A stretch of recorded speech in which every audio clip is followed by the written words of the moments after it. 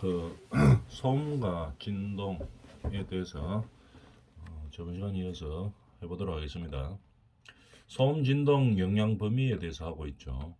구조적 전파 경로, 소음과 진동이 뭐 어떤 식으로 전파되는지 경로에 대해서 알아보고 있는 중이죠. 전 시간에는 충격에 대해서 했었고, 소음과 진동이 전달되려고 하면은 충격에 의한 것이 가장 큰 비중을 차지합니다. 저번 시간에 예를 들었던 뭐 발파 이런 것들, 우리가 발파를 하다 보면은 뭐 예를 들어서 턴을 뚫으려고 하면은 이 발파를 해야 되겠죠. 다이너마이트로 터주는데, 그래서 한 1m씩 뚫고 나간다고 이야기했습니다. 하루에. 근데 이런 충격은 어떻게 됩니까? 발파할 때 계속 발생하는 게 아니고 지속 시간은 좀 짧죠. 충격에 의한 것들은 좀 짧고, 그 다음에 이 충격 이거 소음이나 진동을 줄이기 위해서 여기서 뭐 어떤 장치를 합니다. 고무 패딩을 보통 덮어놓고 이제 하죠. 그리고 폭약도 뭐 너무 큰 진동이나 소음이 발생하지 않는 범위 안에서 법에 정한 범위 안에서 소음과 진동을 발생하도록 해야 되기 때문에 폭약 양도 줄입니다. 여기서 폭약을 하면 이런 데서 이제 측정을 하죠. 측정을 해서 규정에 맞게 이제 발파가 되고 있는지 이제 이런 것들을 측정을 합니다. 그래서 소음과 진동의 경로 중에서 충격에 대해서 저번 시간에 했었었죠. 충격이 일어나면 우리가 뭐가 발생합니까? 소음과 진동이 발생한다 이렇게 되겠죠. 그 중에서 가장 많은 비중을 차지하는 게 충격이었다 하는 거 저번 시간에 했었었죠. 이번 시간에는 롤링에 의해서 소음과 진동이 전달되는 형태입니다. 롤링이 뭐 어떤 것들이 롤링이라고 합니까? 회전하는 기계 있죠. 회전하는 기계, 그 베어링 같은 거, 그런 게 돌기 시작하면은 어떻게 됩니까? 거기서 소음과 진동이 발생하죠. 가만히 있으면 발생 안 하죠. 회전 기계들이. 예를 들어 베어링, 컨베이어 이런 거 한번 생각해. 컨베이어 제일 쉽게 볼 수 있는 게 뭐 어떤 게 있습니까? 농기구, 트랙터 같은 거 있죠. 돌리면은 컨베이어 장치가 돌아가는 거죠. 그래서 돌아가면 어떻게 됩니까? 소음하고 진동이 발생하죠.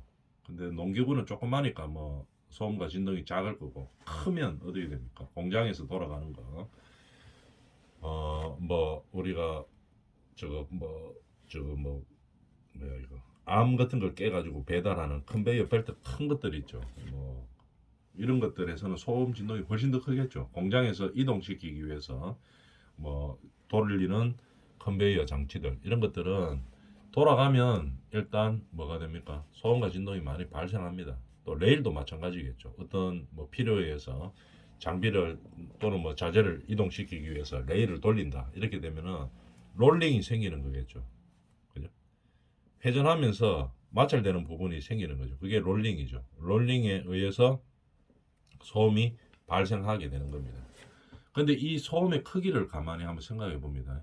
우리가 롤링에 의해서 소음이 발생하는 것을 크게 대표적으로 한번 생각해 보면은 자동차 바퀴에 보면은 드럼이라고 있죠. 드럼. 이게 돌아가면서 마찰이 되는 거겠죠. 드럼이라고 알죠. 그죠? 우리가 바퀴 돌아가면서 드럼판이 있죠. 그죠? 그래서 드럼판이 딸지 않기 위해서 뭐 우리가 저 뭡니까 자동차에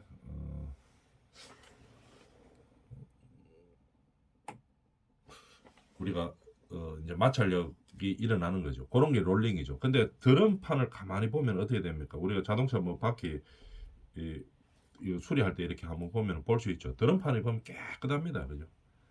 거칠기가 거의 없죠. 매끈하게 이렇게 되어 있죠. 그러니까 차가 바퀴가 돌아가도 롤링에 의해서 소음이나 진동이 작은 겁니다. 그죠? 그런데 조금 전에 이야기했던 농기구 같은 거 한번 생각해 봅니다. 벨트로 묶여 있어가지고 한번 돌리기 시작하면은 앞바퀴가 돌면서 벨트가 돌아서 뭐 뒤에 원방까지 돌리는 그런 형태죠. 근데 이 거칠기가 매끈하지가 않아죠. 이 농기구 이런 것들은. 그러니까 소리가 큰 겁니다. 소음도 크고 진동도 크고 이렇게 되는 거겠죠. 그래서 롤링에 의해서 소음과 진동이 발생할 때는 접촉 부의 거칠기가 또 거칠다든지 아니면 고르게 되어 있는 거, 불균형한 거, 이런 것들이 롤링 소음을 발생시키는 주 원인이 되겠죠. 드럼 같은 거 이래 싹 돌아갈 때 이래 보면 들어보면은 소리, 우리 차 타고 안에서 보면 그렇게 크게 안 들리죠. 그거는 왜냐하면은 소음을, 진동을 줄이기 위해서 접촉부를 매끈하게 이제 처리를 해놓은 거겠죠. 그러고 울퉁불퉁했던 것들을 거의 없앱니다. 깨끗하게 균형이 잘 잡혀 있게 이렇게 만들어 놨기 때문에 소음이나 진동이 적게 들리는 거겠죠. 그래서 이런 접촉부의 거칠기와 평활도, 이런 것들이 롤링에 의해서 소음과 진동을 발생하는 그 크기를 결정한다, 이렇게 볼 수 있는 거겠죠. 자, 롤링에 의한 소음 진동에 대해서 알아봤습니다. 그 다음에 관성에 의한 소음 진동이 어떤 게 있나 한번 봅시다. 관성은 뭐 어떤 게 관성이라고 합니까? 회전 운동하는 것들이 그 회전 운동을 지속시키기 위해서 가지는 에너지, 이런 걸 말하는 거겠죠. 관성 에너지라고 이야기합니다. 그래서 내용을 한번 보면, 물체의 가속은, 물체가 이제 가속이 되면 어떻게 됩니까? 충격이나 뭐 구름이 생길 거고, 그 다음에 마찰 진동에 의해서 소음이 발생하는 거겠죠. 물체가 가속이 되면, 가만히 있으면, 반대로 가만히 있으면 어떻게 됩니까? 소음이나 진동이 발생 안 하죠. 가만히 있으면. 물체가 이제 움직이기 시작하면 충격이 발생하고, 그 다음에 뭐 마찰이 발생하고, 이렇기 때문에 소음 진동이 유발되는 거겠죠.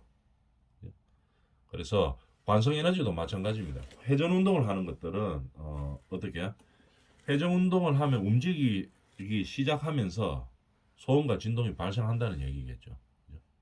그래서 관성에 의해서 소음이 발생한다, 소음 진동이 발생한다, 이런 겁니다. 그럼 관성 운동을 하는 제일 대표적인 거를 우리 생각해 보면은 피스톤 작용하는 거 있죠. 클랭크 구조라고 하는데, 여기 있죠. 크랭크 구조라고 하는데, 크랭크 구조의 제일 대표적이라고 하면 뭐 피스톤 운동하는 거 있죠. 우리 내연기관 안에도 피스톤이 있고 다 그렇죠. 그래서 이 피스톤 압축 폭발 배기, 이런 걸 하는 거겠죠. 왔다 갔다 하는 거겠죠. 피스톤 작용을 하면서 왕복 운동을 하는 그런 상황입니다. 그러면은 이게 회전 운동을 하기 위해서는 어떻게 됩니까? 회전 운동을 하기 위한 그 에너지를 품으려고 하고 있죠. 가속이 되면서부터. 그러면서 어떻게 됩니까? 소음과 진동을 발생시킨다는 얘기겠죠. 자, 읽어보면은 왕복 압축기와 같은 크랭크 구조에서는 관성 에너지는 다중 주파수가 있다. 여기서는 어떻게 돼요? 압축기 이런 것들은 우리가 내연기관에서 잘 알고 있기 때문에, 내연기관들 보면 흡입, 압축, 폭발, 배기, 이제 이런 식으로 일어나게 되겠죠. 이런 것들이 다중 주파수가 있는 기계 부품의 진동을 유발할 수 있다, 이렇게 되는 거죠. 그래서 똑같은 주파수가 발생하지는 않습니다. 왕복 운동을 하기 때문에 조금 고주파, 저주파, 고주파, 저주파, 이런 식으로 나타나는 거겠죠. 다른 주파수를 가진 진동을 유발할 수 있다, 이 말입니다. 그래서 관성 에너지들은 똑같이 회전 운동을 하기 위해서 에너지를 가지는 게 아니고 좀 다른 형태의 그런 주파수를 가지고 진동을 유발한다고 알아놔주면 되겠습니다. 구름 베어링이 관성 에너지를 수방하는 경우에는 롤링 소음의 전파 경로를 파악한다. 지금 같은 말이죠. 그죠? 롤링, 베어링 같은 것들은 롤링에 의해서도 소음이 발생하고, 관성력에 의해서도, 관성 에너지에 의해서도 소음이 발생하고, 이렇게 되는 거겠죠. 그래서 우리가 지금 하고 있는 게 롤링에 의해서 발생하는 소음과 진동, 관성에 의해서 발생하는 소음과 진동, 이거에 대해서 하고 있는 겁니다. 그럼 이거 이외에도 또 뭐 어떤 것들이 있나? 마찰에 의해서 소음과 진동이 발생하는 경우도 우리 많이 보죠. 마찰. 그죠? 마찰을 하면 소음과 진동이 발생합니다. 마찰로 인해 슬립 현상이 발생하는 요소는 잠재적 소음의 원인이 되며 읽어보면 여기서 발생하는 에너지의 변화는 구조의 공명을 유발한다. 슬립 현상은 뭐 우리가 고등학교 때도 고등학교 때는 안 배웠겠네요. 이제 보면 슬립 현상을 간단하게 설명해 보면 어떤 거냐면은 뭐 이런 거죠. 설립 현상 이런 걸 말하는 거죠. 여기에 이제 인장력이나 이런 힘이 가해지면은 이렇게 잠정적으로 변해가는 거죠. 여기 가만히 있던 이런 에너지원이 이렇게 바뀌어가는 겁니다. 이런 거를 설립 현상이라고 이야기하죠. 그러면 이렇게 되면 어떻게 됩니까? 마찰로 인한 설립 현상이 발생하는 요소는 잠재적 소음의 원인이 된다. 에너지가 변화하는 거죠. 아까 그림에서 봤듯이 가만히 있던 이 사각형이 어떻게 됩니까? 어떤 뭐 인장력이나 이런 거에 의해서 이제 에너지가 가해지면서 어떻게 변화가 일어나는 거겠죠. 에너지의 변화가 일어나면서 소음원이 된다는 말입니다.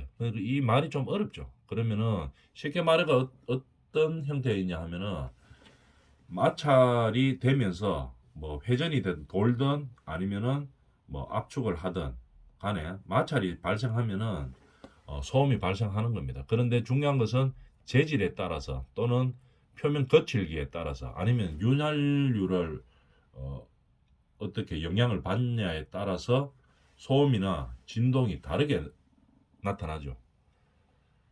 마찰 소음은 일단 뭐 표면이 매끈하고 그 다음에 윤활 처리가 잘 되어 있고 거칠기가 별로 없고 이러면은 마찰 소음이 별로 많이 일어나지는 않아죠. 그 반대의 경우에는 마찰 소음이 많이 일어납니다. 이런 얘기입니다. 마찰로에 의한 소음 진동이 일어난다. 이런 얘기겠죠. 자개 전파 경로에 의한 파악. 자개에 의해서도 그렇게 되겠죠. 뭐 전력하고 자개력하고 뭐 이런 걸 말하는 거겠죠. 그런 전자기적인 힘에 의해서도 소음이나 진동이 발생한다. 이 정도 알아놔주면 되겠습니다. 구동 에너지를 발생시키는 전기 모터 같은 것들 이런 것들 자개에 의해서 소음이나 진동이 발생하고 있겠죠. 이런 형태들로 소음이나 진동이 발생한다 하는 것을 공부해 봤습니다. 다시 한번 정리해 보면은 소음과 진동이 발생하는 경로는 어떤 것들이 있느냐? 충격에 의한 것도 있고 롤링 오늘 이야기했었죠. 뭐 컨베이어 벨트라든지 베어링 같은 거, 레일 등 이런 거 롤링에 의해서 소음이나 진동이 발생하고 또 관성에 의한 것도 있죠. 물체가 하는 회전 운동을 할 때 소음이나 진동이 발생하는 거고 마찰이 일어날 때도 발생합니다. 그 다음에 자개에 의할 때도 소음이나 진동이 발생한다. 이 각각의 이 소음이나 진동의 발생 경로들이 있는데 이런 것들을 이런 상황에서 소음이나 진동을 좀 줄이기 위한 방법들이 있죠. 그런 것들을 통해서 소음이나 진동을 줄여야 한다. 뭐 이런 정도까지만 알아놔 주면 되겠습니다. 구동 모터의 배력 및 정지 부품에서 에너지를 변화시키는 1회전 동안 발생하는 변화의 불균형 때문에 진동이 유발되는 전파 경로를 파악한다. 읽어보면 되겠죠. 이게 무슨 말입니까? 발생되는 변화가 불균형하죠. 예를 들어서 한번 읽어보면은 뭐 회전하는 운동이 있을 때 똑같은 1회전 하는 동안에 불균형한 요소가 전혀 없다고 생각을 해봅시다. 마찰력도 아주 고르고, 그죠? 베어링, 우리 자동차 바퀴의 드럼처럼, 그죠? 마찰력도 거의 마찰이 없을 정도로 깨끗하게 돌아가고, 그 다음에 면도 평활하고, 불균형한 면이 전혀 없습니다. 이러면 어떻게 됩니까? 소음 진동이 아주 적게 일어난다는 얘기겠죠. 그 반면에 농기구 벨트처럼 뭐 불균형한 요소들이 많이 있고, 그 다음에 마찰면도 고르지 않고 뭐 이렇게 되면은 우리가 소음과 진동을 많이 겪을 수 있다, 이런 얘기입니다. 그 다음에 음향학적 전파 경로 파악. 이거는 읽어보면 되겠네요. 한번 쭉 읽어보면서 한번 봅시다. 개별적인 소음원을 가진 기계의 소음 반응은 기계의 음향학적 모델을 시각적으로 나타낼 수 있다, 그런 얘기죠. 음향학적 모델을 시각적으로 나타낼 수 있는데, 모델링을 하기 위해서는 어떻게 능동소음과 뭐 수동소음으로 나눠진다, 이 말이겠죠. 별 얘기는 아닙니다. 소음이 발생하는 소음원은 무슨 얘기입니까? 능동소음이 있고, 자기가 직접 발생시키는 소음이 있고, 그 다음에 자기는 발생시키지 않았는데 다른 소음원으로 인해서 전달이 돼가지고 수동적인 소음과 진동을 발생시키는 수동소음이 있다, 이런 얘기입니다. 음향학적으로 봤을 때는. 다시 한번 정리하면은 개별적인 소음원은, 그죠? 개별적인 소음원이 있겠죠. 개별적 소음원. 소음원은 뭐 예를 들면 기계면 기계, 뭐 여러 가지들이 있죠. 그런 소음을 발생시키는 소음원들은 자기가 직접 소음을 발생시키는 능동소음과 자기는 발생시키지 않는데 다른 소음원으로 인해서 전달된 소음과 진동을 발생시키는 수동소음이 있다, 이런 얘기입니다. 그 다음에 소음의 영향은 뭐 어떤 것들이 있는가 한번 볼까요? 소음은 우리가 뭐 가만히 들어봅니다. 소음이 발생하면 어떻게 됩니까? 아주 불쾌하죠. 어떤 특징들이 있는가 한번 봅시다. 소음의 물리적 조건에 대해서 한번 보면은, 소음도가 높을수록 시끄럽다, 당연한 얘기죠. 소음도가 높으면 시끄럽습니다. 인간에게 많은 영향을 미치죠. 그래서 사람이 많이 거주하는 공간, 지역, 용도 지역들에 대해서는 소음에 대한 규제가 좀 까다롭습니다. 높을수록 시끄럽다. 그 다음에 또 고주파 성분일 때 시끄럽습니다. 소음은 좀 더 시끄럽다, 이 말이겠죠. 고주파일 때. 저주파보다 고주파 성분일 때 좀 더 시끄럽습니다. 그 다음에 충격성이 강할수록 시끄럽다고 느끼죠. 소음이 충격이 셀수록 시끄럽다고 느끼는 겁니다. 우리가 발파 같은 거 할 때 다이너마이트 조금 넣는 것보다 많이 넣어가지고 터져버리면은 어떻게 소음이 많이 느껴지죠. 충격성이 강할수록 소음을 크게 들린다, 시끄럽게 들린다, 이 말입니다. 지속 시간이 길수록 더 많은 영향을 받는다. 소음도 시간이 길수록 시끄럽게 느끼는 것이 영향이 더 많습니다. 그러나 요거는 잘 알아줘야 되겠죠. 지속적으로 발생하는 소음보다 연속적으로 발생되는 소음과 충격음이 영향을 더 많이 받는다, 이 말입니다.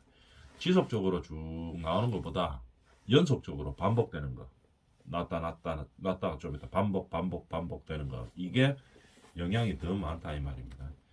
우리가 소음 같은 것도 발생하는데 똑같은 게 계속 발생하고 있습니다. 소음이. 그러면 이게 잘 못 느낍니다, 사람들이. 그죠? 그런 얘기죠. 지속적으로 소음이 계속 발생하고 있으면 사람들이 잘 못 느껴요, 이게. 그죠? 이거 보다가 한 번씩 빵 터지고 조금 있다 또 빵 터지고 좀 있다 또 빵 터지고 계속 반복적으로 발생하면은 이 소음과 진동의 영향이 더 많다, 이 말이죠. 소음과 충격의 영향이 훨씬 더 많다, 이런 얘기겠죠. 이거 좀 알아줘야 되겠습니다. 그래서 계속 지속적으로 발생하는 소음보다는 연속적으로 한 번씩 계속 반복적으로 반복되는 소음이 영향이 더 많이 끼친다, 이런 얘기입니다. 그 다음에 소음 발생 시간대는 당연히 낮보다 밤 시간대의 영향이 더 크고, 그 다음에 배경 소음들이 있죠. 우리가 뭐 소음들이 여러 가지가 있는데 배경되는 소음들이 있고, 그 다음에 주 소음이 있죠. 배경 소음과 주 소음의 음압차가 클수록, 음압의 차이가 클수록 더 시끄럽게 느낀다, 이 말이죠. 그죠? 소음 중에는 주 소음이 있고 배경 소음이 있죠. 그죠? 예를 들어서 고속도로 같은데 배경소음은 어떤 거겠습니까? 지나가는 차 소리겠죠. 지나가는 차 소리고, 그 다음에 주소음은 거기서 만약 예를 들어서 사이렌 소리가 들렸다. 이게 주소음이 되겠죠. 근데 그 음압의 차이가, 그 차 지나가는 소리하고 사이렌 소리하고 차이가 클수록 시끄럽게 느낀다 이 말입니다. 그런 소음은 물리적 특성을 가지고 있는 거죠. 물리적 소음, 물리적 그런 조건들을 가지고 있습니다. 그러면 이런 소음이 사람한테는 어떤 영향을 미치나 한번 볼까요? 똑같이 느껴지는 것은 아닙니다. 건강한 사람보다 환자나 임산부가 더 위험합니다. 더 민감합니다. 더 많이 느낀다 이 말이겠죠. 남성보다는 여성이 더 소음에 민감합니다. 통계적으로. 그 다음에 노인보다는 젊은이들이 더 민감하고. 근데 딱 똑같이 이렇게 일률적인 거는 아니고 개인에 따라서 조금 더 민감도가 있습니다. 또 노동하는 상태보다는 일하고 있을 때보다는 휴식할 때 더 민감하게 느낍니다. 왜냐하면 노동하다 보면은 거기에 집중하다 보니까 잘 못 느끼는 경우들도 많이 있죠. 휴식을 취할 때는 어떻게 똑같은 소리라도 더 많이 들린다 이런 얘기입니다. 그 다음에 소음을 발생시키고 있는 척가, 소음을 지금 내고 있는 사람들이 있죠. 위에서 쿵쿵거리는 사람들이 있고 아파트 위에서 밑에서 듣고 있는 사람이 있죠. 그러면은 서로 이해관계가 이렇게 대립되고 있을 때는 누가 더 감수성을 높게, 심리적인 감수성을 높게 높아지느냐 하면은 피해를 당하는 쪽이 훨씬 더 큽니다. 피해를 발생시키는 쪽은 자기는 이거 문제를 일으키는지 소음을 일으키는지 잘 모르고 있는 경우들도 많이 있습니다. 공장도 마찬가지고 자기가 우리 소음원이 돼가지고 공장에서 일을 하면서 소음을 발생을 시켰습니다. 근데 자기는 똑같은 소음이라도 자기는 잘 모릅니다 이게. 근데 옆에서 듣고 있는 사람들, 옆에 공장에서 듣고 있는 사람들은 같은 소음이라도 아주 감수성이 예민하게 받아들인다 이런 얘기겠죠.